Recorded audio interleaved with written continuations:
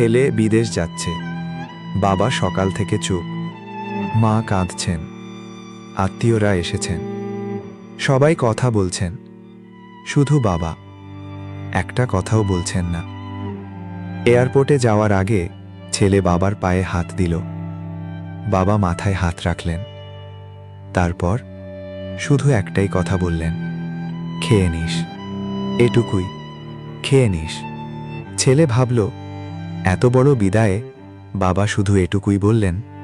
বিদেশে গিয়ে প্রথম রাতে একা ঘরে ছেলের হঠাৎ মনে পড়ল, বাবা সারা জীবন মাত্র এই একটা কথাই বলেছেন, পরীক্ষার আগে খেয়ে নিস, অসুখ হলে খেয়ে নিস, রাগ করলে খেয়ে নিস।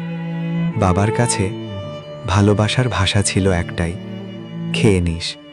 সেদিন বুঝলাম, বাবারা কখনো ভালোবাসি বলেন না, তারা বলেন খেয়ে নিস, ঘুমিয়ে পড়, সাবধানে থাকিস।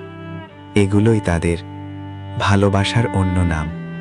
সব গল্পের একটা শেষ দৃশ্য থাকে।